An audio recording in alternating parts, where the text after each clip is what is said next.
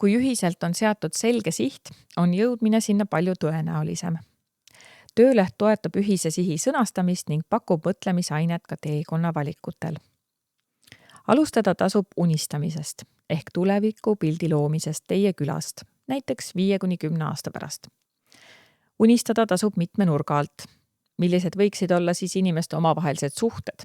Kuidas on lood nende kuuluvustundega? Millised võimalused peaksid külas kindlasti olemas olema? Mis suhteid ja kuuluvustunnet toetaksid? Ning viimaks, infrastruktuur ja üldine eluolu. Olen pakkunud välja teadlikult erinevaid vaatenurki tulevikupildi kujundamiseks, et unistustes ei jääks domineerima vaid asfaltkattega tee ning kaunilt renoveeritud külamaja. Kui ainult neile asjadele keskenduda, võib juhtuda, et teed mööda keegi ei sõidagi ja külamaja uksi pole kellelegi avada.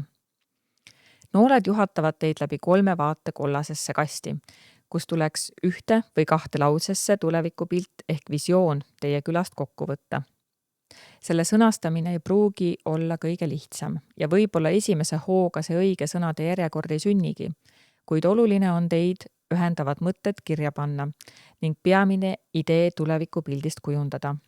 Mäletate, päris alguses mõtlesite ka arukate külade lähenemise peale ja panite kirja oma mõtted selle kohta, mida arukas küla teie puhul võiks tähendada. Võtke ka need mõtted siia kõrvale.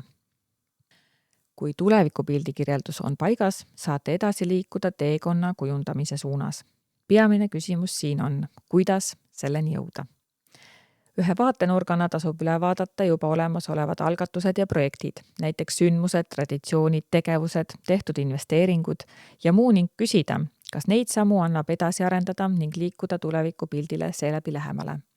Kuidas täpsemalt tuleks seda teha? Mida konkreetsemad ettepanekud siin etapis sünnivad, seda parem. Oluline on juba seni tehtud väärtustada ning edasi arendada ja ümber mõtestada. Teine küsimus teekonna valikuks on, mida on veel vaja teha, et kirjeldatud tulevikupildini jõuda.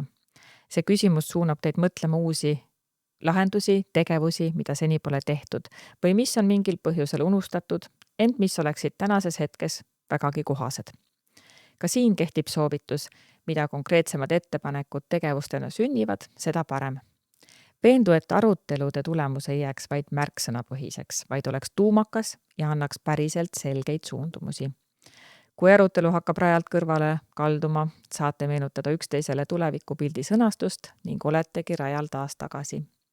Ka eelmistest aruteludest on kindlasti rohkesti mõtteid kogunenud.